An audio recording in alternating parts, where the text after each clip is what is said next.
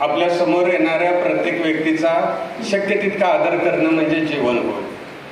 या सुसंस्कृत जीवनाचा अंगीकार करायचा असेल तर सकस माणसाची आणि सकस साहित्याची संगत असणं नितांत गरजेचं आहे. आणि सकस माणसांची संगत आपल्याला राजकारणात समाजकारणामध्ये मिळत असते.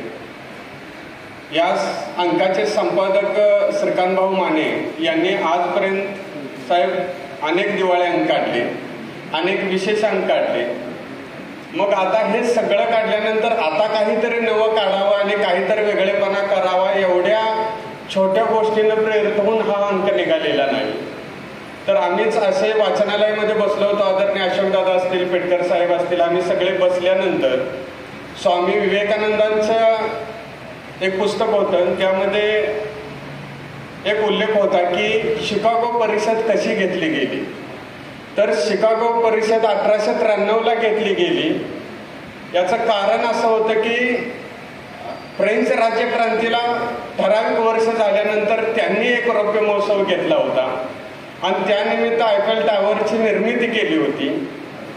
आणि त्यांचं पाहून अमेरिकेलाही वाटलं की 400 वर्षापूर्वी कोलंबसानं अमेरिकेचा शोध लावला आणि या 400 वर्षानंतर अमेरिकेने जी प्रगती केलेली आहे राजकीय, सामाजिक, साहित्यिक आणि एकूणच कृषी क्षेत्रामध्ये, औद्योगिक क्षेत्रामध्ये, त्याचा जगाला एखादा लाभ व्हावा किंवा त्या आडाने एखादी आपली प्रसिद्धी व्हावी म्हणून त्यांनी 200 एकरामध्ये 1893ला शिकागो परिषद घेतली. नंतर त्यांच्या लक्षात आलं की आपण प्रगतीच्या नावाखाली, विज्ञानाच्या नावाखाली लोकांना एकत्रित केलं तर जे कधीही येणार नाही. तर आपल्याला थोडं त्यात धर्माचं अधिष्ठान घातलं पाहिजे. म्हणून त्यात एक धर्म परिषद एक छोटासा भाग होता. आणि विवेकानंदांनी हिंदू वर्तमानपत्रामध्ये ही बातमी वाचली आणि त्यांच्या लक्षात आलं की आपल्या भारताची भूमिका आणि विज्ञानवादी दृष्टिकोन लोकांना सांगता येईल. हा विषय आमचा लायब्ररीमध्ये होत असताना लक्षात आलं की ज्या ज्या वेळेला आपण ह्या सगळ्या गोष्टीचं अवलोकन करतो, चिंतन करतो, त्याच वेळेला आपला भारत असेल, राज्य असेल, आदरणीय पृथ्वीराज बाबांचं मनापासून स्वागत करतो. तर हा सगळा भाग जर आपल्याला त्याला ऐतिहासिक स्वरूप द्यायचं असेल, पलुसकडेगाव माजी आमदार माननीय पृथ्वीराज देशमुख बाबा यांचं या ठिकाणी शुभागमन. आपलं मनपूर्वक सहर्ष स्वागत. आसनस्थ होण्याची आपल्याला सन्मानपूर्वक विनंती. आणि मग अशा पद्धतीचा एखादा अंक भोसले साहेब काढायचा की जो अंक आजपर्यंत महाराष्ट्रामध्ये कोणत्याही तालुक्यानं काढला नसेल. मग त्याची जी निर्मिती करायची आहे ती कोणत्या पद्धतीनं करायची आणि त्यासाठी लागणारा खर्च कशा पद्धतीनं उपलब्ध करायचा. आणि मग ही जर प्रोसेस अशी करायची असती तर 2 दिवसामध्ये एखादा छोटासा अंक काढायचा, तो वाटून मोकळं व्हायचं, अशा पद्धतीनं गेलं असतं तरी जाहिराती मिळाली असते आणि सगळं केलं गेलं असतं.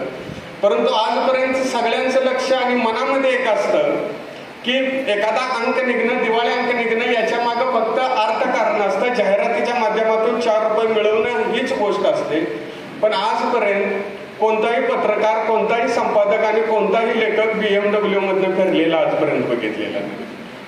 कारण त्याच्या मनामध्ये कुठंतरी एक सामाजिक भावनाचा एक किडा असतो आणि त्यातून त्याला वाटत असतं या ना त्या माध्यमातून काहीतरी करावं म्हणून तो रक्ताचं पाणी द्यायच्या आराधनाने तत्वाची साधना करतो. आणि त्याच पद्धतीने हा अंक काढत असताना संपादक श्रीकांतभाऊ आणि संपादक मंडळाची अवस्था झाली. किशोर कुमार एकदा एका संगीतकाराला भेटले आणि किशोर कुमारांना ते म्हणले, बापू कसं चाललंय? किशोर कुमार म्हणले, अत्यंत वाईट परिस्थितीत आहे मी. म्हणले काय झालं? तर म्हणले की चित्रपट काढायला लागलोय, डायरेक्टर म्हणतोय की पैसे पाहिजेत आणि निर्माता म्हणतोय पैसे लय खर्च व्हायला लागलेत. मग पुढचा संगीतकार म्हणला, डायरेक्टर कोण आहे? तर म्हणले मी आहे. आणि निर्माता कोण आहे? म्हणले मीच आहे. म्हणजे हे 2 ह्या अंक काढत असताना सुद्धा झाला. प्रकाशनापूर्वी मी तुम्हाला दाखवतो. निश्चितपणाने यामधली क्वालिटी असेल, यामधले शब्द असतील, यामधले सगळे फोटोग्राफी असेल, अतिशोक्तीचा अलंकार दोष स्वीकारून सांगतो की महाराष्ट्रामध्ये एखाद्या तालुक्याचा रौप्य महोत्सवी अंक दुसरा कुठलाही इतका दर्जेदार निघाला. मग हा अंक प्रकाशित करत असताना लोक सहकार्य करतील का? परंतु या पलूस तालुक्याचं एक वैशिष्ट्य आहे की या पलूस तालुक्याच्या निर्मितीनंतर 25 25 वर्षामध्ये एखादी अघटित घटना घडून तालुका बंद झालाय अशी एकही बातमी नाही. राजकारणामध्ये एखादं भूत ताब्यात घेतलंय आणि तिथं काही दंगाधोपा झालाय अशी एकही बातमी नाही. हा महाराष्ट्र ज्या वेळेला पुरोगामी महाराष्ट्र म्हटलं जातं त्यावेळेला स्वर्गीय यशवंतरावजी चव्हाण साहेब असतील, आदरणीय क्रांतिकारणी डॉक्टर जी.डी. बापू साहेब असतील, रामचंद्र मामा पवार असतील क्रांतीवीर, आणि एकूणच सगळे नाना पाटील असतील, ह्या सगळ्यांची कर्मभूमी ही पलूस तालुका झालेला आहे. चव्हाण साहेबांचा जन्मही या पलूस तालुक्यामध्ये झालेला आहे. ही गोष्ट देशासाठी, राज्यासाठी, आपल्यासाठी महत्वाची आहे. त्या तालुक्याचा अंक किती दर्जेदार निघाला पाहिजे, त्या तालुक्याचा अंक किती देदीप्यमान निघाला पाहिजे, आणि यासाठी सर्व राजकीय सामाजिक क्षेत्रातल्या लोकांनी अत्यंत महत्वाची भूमिका बजावलेली आहे. आज इथं आदरणीय राजाचे चौगले साहेब आलेले आहेत. त्यांनी जाहिरात दिली. काय त्यांना मिळणार आहे साहेब?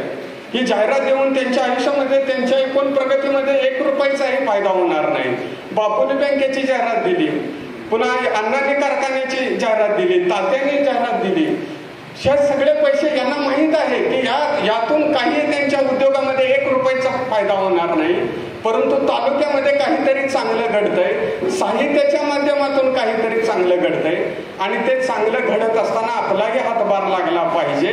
ही भूमिका घेऊन ही लोक उभी राहिली, पाठबळ दिलं, म्हणून हा अंक आज इतक्या चांगल्या पद्धतीने उभा राहिला. आणि या पुस्तकाचं प्रकाशन कोणाच्या हस्ते करावं? ती व्यक्ती तर अशी पाहिजे की ह्या सगळ्या लोकांना च्या वरती ते नाव येणार आहे. मग हे वाचताना यांना काय वाटलं पाहिजे, आणि ते तोला मोलाचं असावं. आणि त्यावेळेला एकमेव नाव निघालं म्हणजे वंदनीय भोसले साहेब, वसंत भोसले साहेब. याचं कारण या महाराष्ट्रामध्ये पश्चिम महाराष्ट्रातल्या बोरी बाबळी पाठ असलेले एकमेव संपादक म्हणजे वसंत भोसले साहेब. आपल्याला माहिती नाही, इतकं देवराष्ट्रे कुंडल, इकडले तिकडले फुलं, सगळं त्यांना माहिती आहे. या पलूस तालुक्याची सगळी भौगोलिक, राजकीय, सामाजिक परिस्थिती त्यांना माहिती आहे. अशा वेळेला ते या पुस्तकाच्या प्रकाशनाला आले हे निश्चितपणाने संपादक मंडळासाठी अत्यंत गौरवाचं. आणि ही यादी पाहिल्यानंतर एखाद्या सांस्कृतिक कार्यक्रमाला एवढे सगळे नेते सामाजिक क्षेत्रातले येणे ही 25 वर्षातली मला वाटतं पहिलीच घटना. बापाच्या वेळेला किरण तात्यांनी बघितली पत्रिका, मी म्हटलं बोलायचं तुम्हाला. तात्या म्हणलेला का ह्यातली नावं बघितल्यानंतर शोले चित्रपटातली स्टारकास्ट आहे ना, जय, वीरू, ठाकूर, गब्बर, सांबा, कालिया, बसंती, मावशी, यो तालुका आम्हीच निर्माण केला म्हणणारा एखादा सुरमा भोपाली सुद्धा असेल. तर ह्या सगळ्यातून आले.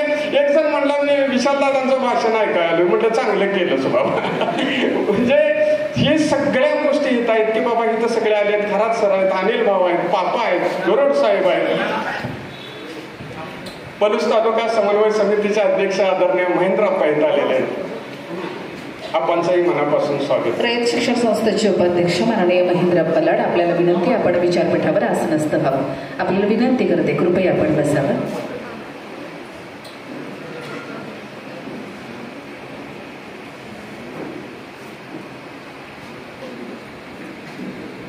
आता अप्पा आले तर एक विषय 2 दिवसापूर्वीचा सांगतो. ज्या वेळेला ही जी कच्ची पत्रिका बनवली त्यावेळेला अण्णा आणि या बाजूला अप्पांचं नाव होतं. अप्पांनी पत्रिका बघितली आणि म्हटले की भोसले साहेब अण्णा झाल्यानंतर, खासदार साहेबांच्या नंतर माझं नाव घे. या देशात कुठला राजकारणी दुसरा असा कोण म्हणणार आहे? ह्या सगळ्या गोष्टी या पलूस तालुक्यामध्ये होत आहेत. आणि म्हणूनच अशा पद्धतीचा अंक निघणं की जिथं सगळेजण लोक त्याला पाठबळ देत आहेत. राजकारणी लोकांना, समाजकारणी लोकांना हा अंक आपला वाटतोय. निश्चितपणानं संपादक मंडळातला एक छोटासा व्यक्ती म्हणून आणि ह्या अंकाचा अत्यंत जवळचा व्यक्ती म्हणून सांगतो की संतोष पाटील साहेबांनी रात्रीचा दिवस केलेला आहे. प्रेसच्या माध्यमातून ऋषीबाई यांनी केलेला आहे. रात्रभर जागून हे काम केलेलं आहे. आणि निश्चितपणानं दादा सांगतो आम्ही अण्णा, 25 वर्ष हा एक ग्रंथ म्हणून वाचला जाईल. आणि 25 वर्षानंतर पुढं अनेक वर्ष हा संदर्भ ग्रंथ म्हणून लोकांना सांगितला जाईल. इतक्या चांगल्या पद्धतीचा अंक जाईल. आणि निश्चितपणाने सगळे नेते आले, सगळे उद्योजक आले, सर्व हितचिंतक आले, साहित्यिक आले. आणि हा सोहळा रात्रभर हा कसा होईल वाटत होतं, पण अपेक्षेने ओतप्रोत भरलेला हा मेळावा, हा सोहळा अत्यंत दैदिप्यमान होत असताना आपण सगळेजणांनी त्यात भर घातली. आपल्या सर्वांचं पुन्हा एकदा मनापासून स्वागत करतो आणि थांबतो.